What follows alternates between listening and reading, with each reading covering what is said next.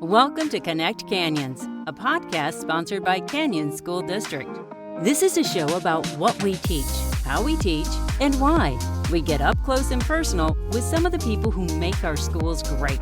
Students, teachers, principals, parents, and more. We meet national experts too. Learning is about making connections. So connect with us. Hello, all you ghosts and goblins and Wonder Women, Barbies and Kens, zombies and vampires. It's time to get ready for the spookiest time of the year. So this week on Connect Canyons, we want to make sure you have a safe and fun Halloween. I'm your host, Frances Cook, and I'm joined today by Student Resource Officer Max Zackrison to talk all things Halloween safety. Trick-or-treating is, of course, our main event, but here at Canyons District, we have a number of events that our students take part in the days leading up to Halloween. Let's start with costumes at schools. We know our younger grades can have costumes with some caveats. Can we go over some of those rules? And what about our older kids, too? Obviously, as long as they're appropriate for school, costumes are good. They're encouraged. I think a couple of the rules would be no masks and any kind of like weapon or accessory that would go along with the costume. Usually those are asked to be left at home. So things like swords and things, probably leave those at home. Yep. Masks can make it difficult to see our kiddos' faces, for them to see us. Right. It's a safety thing. Yeah. But they can still have fun with it, right? Yeah, of course. Sometimes our families really get into the spirit of Halloween and they make their own costumes. Or, the rage right now is all these blow-up costumes. Those can be a little tricky for those school parades and things. Can you speak to that? Those are pretty popular. I like those. They're fun. Mm-hmm. But yeah, they just, especially the blow up ones, they're kind of big and fitting in doorways and standing in lines. It can kind of interrupt things. I would say just pick something else if you can. I mean, if it's the only thing, I think you're probably going to be okay. But if you can pick something for kind of, it's not a bad idea to have something for the school parade and then maybe something that you'll go out with on Halloween, and they could be different things. Yeah, that's the fun part, right? Yeah, you can wear a couple different costumes, right? Who doesn't love that? So let's go to the main event then, trick-or-treating. Yes. That's what everybody looks forward to, right? And there's a lot more safety elements that come with that. It gets darker.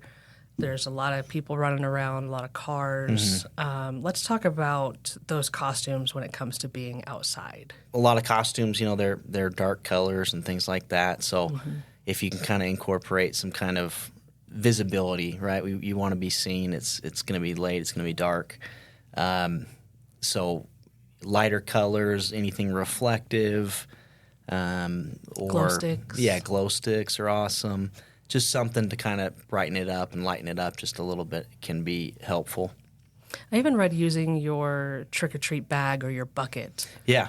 Yeah, absolutely. Like the accessories could be that kind of that brighter element, if you will. And come to think of it, now you have lightsabers that actually light up well compared to what we had growing up. All as the kids. Jedi will be seen. That's good. Yeah. I think that rule about masks can be put in place both in school and out of school.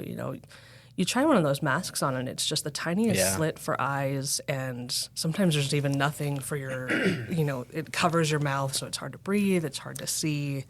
Yeah. So, makeup and hats, I think, are maybe a better option. Yeah, masks always look cool, but yeah, if we're being honest, they're never fun to wear, They also can like block the visibility for kids and things like that. So I say, if you can do face paint or some type of hat, that's always good.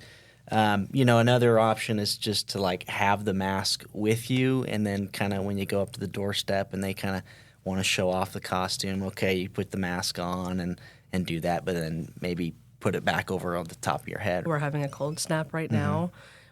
I remember as a kid, you never wanted to wear your coat over your costume, right? Mom and Dad were always saying, put your coat on. Mom, my costume. Yeah, you can't cover it up. Right. So maybe layers underneath. Yep. I think layers are always good because, a lot of the layers can go underneath the costume so you don't block the costume, right?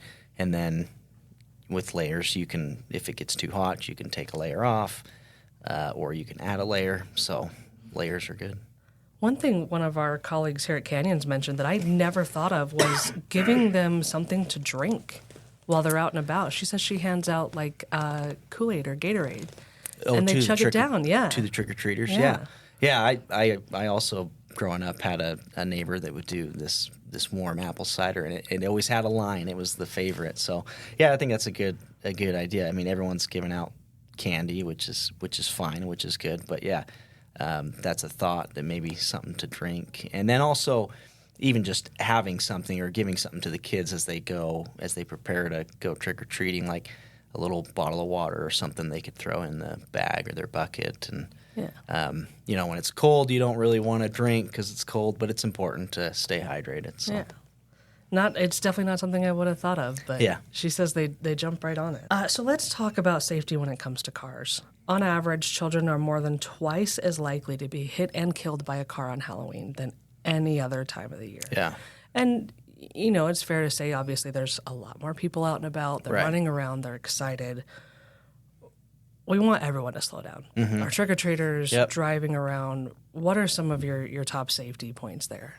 Yeah, I think for the kids, the trick-or-treaters, just understand that it's especially hard for drivers. I mean, obviously drivers need to also be paying attention, but they've got a couple more things that they've got to think about and kind of multitask while they're driving. They're looking out for the kids. They're trying to figure out, okay, where am I going? Which turn is it? So just understand that they also are a little bit distracted, and so you as a trick-or-treater need to be paying more attention, especially on Halloween, because you can react faster as somebody who's not operating a vehicle.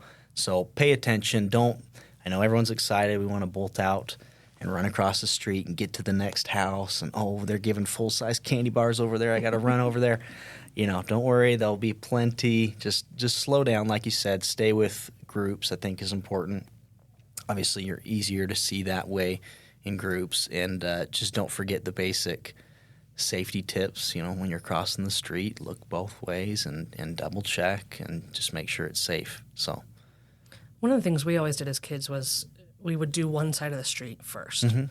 And then that gets you to the corner where there might be a crosswalk or at least a street lamp.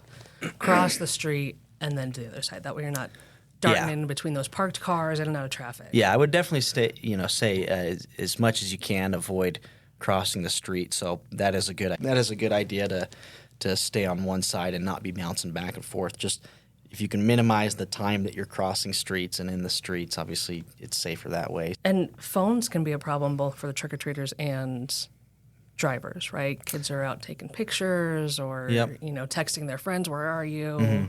I think on both sides, it's good to have them with you for safety and for a flashlight or what have you, but they can be a distraction even for our trick-or-treaters. Make sure if you have kids with phones, you do want to make sure they're charged. So, hey, if they need it, they have it. But also just remind them to put it away unless it's really needed, to focus on what they're doing and staying safe. So it's good that a lot of people have them now, but also they can lead to those distractions too.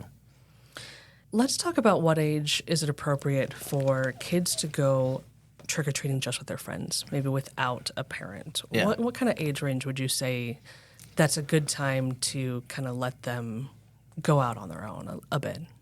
Yeah, I mean, I think it's more than just age. Obviously, kids develop in different rates and mature at different rates. But I think just generally speaking, probably somewhere around 12 is what probably is mostly acceptable. But again, that's going to come back to the judgment of the parents. And safety in numbers is always good, even if they're going out. If they are going out without a parent, maybe going out with a group. Yeah.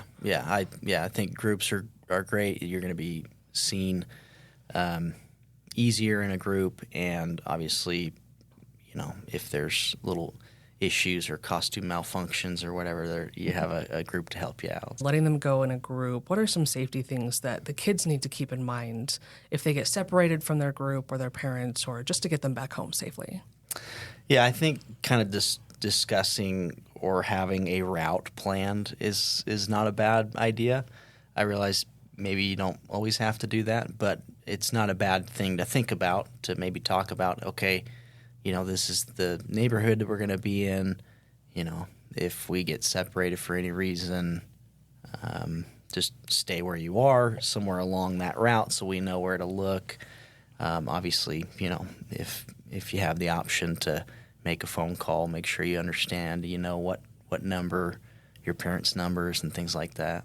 And then maybe, an agreed upon time to get home instead of curfew. Yeah, I always like that, right? That way, if it's past that time, I can start thinking, okay, do I need to start looking, or, did something happen? But yeah, having a time in mind is good. And of course, there's always stranger danger.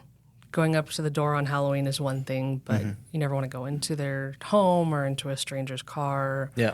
What advice would you have on that kind of stranger danger topic? Yeah, obviously, if you don't know somebody, you shouldn't be going into their house, right? The doorstep is one thing, but going into the house is different. And I think going back to the groups, which is why it's important to be with a group, because it's obviously less likely that you would do that if you're in a giant group rather than just maybe if you were by yourself or something like that. So, yeah, don't go into anybody's home that you don't know. Stay in those groups. It's good. Now, we hope everyone's out there having a good time, being respectful of everyone, but sometimes you have those groups that are getting into mischief. You got the pumpkin smashing, things like that. What advice would you have? Especially being a police officer, one of the best things that you can do is be a good witness, right? So if something's going on, I don't say necessarily, I wouldn't suggest, just because you never know, I wouldn't suggest confronting anybody.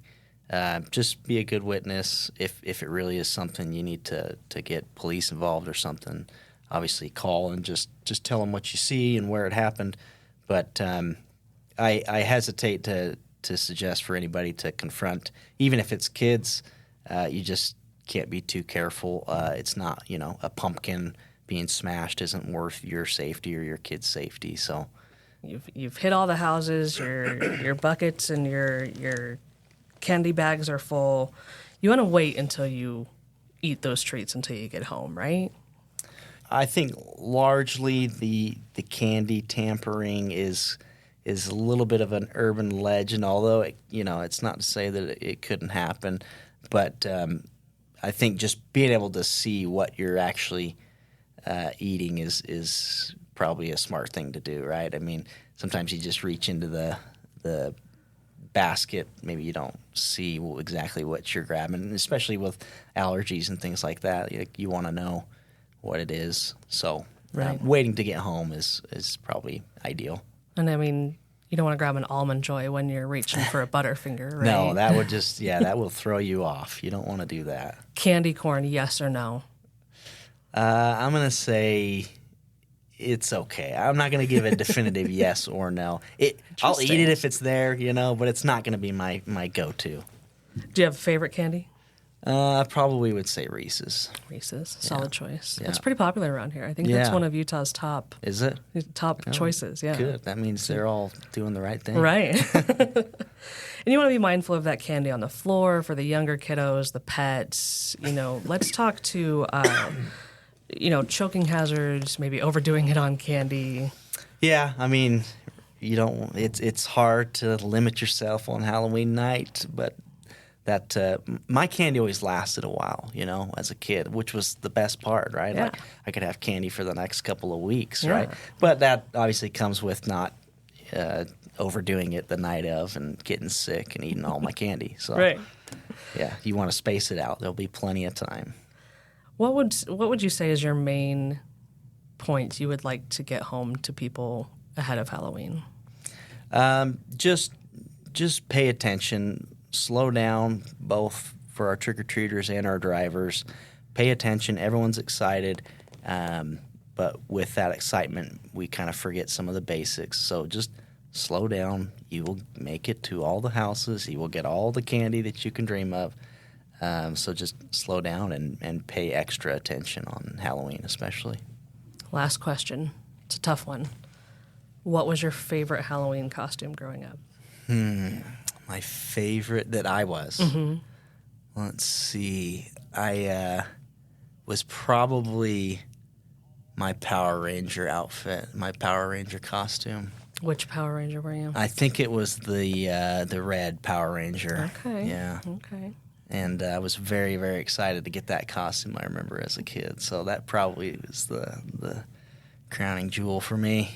That's a good one. Yeah. definitely Power a good one. Rangers. Awesome. Well, Officer Zackrison, thank you so much for joining us. We appreciate you taking the time Yeah, thank you for having me. Yeah, we want to make sure our kiddos are safe and, most of all, having fun. Yep. Well, thank you for joining us on this week's episode of Connect Canyons. If you have a topic you would like to hear discussed, you can send us an email to communications@canyonsdistrict.org. Thanks for listening to this episode of Connect Canyons. Connect with us on Twitter, Facebook, or Instagram @Canyons District, or on our website, canyonsdistrict.org.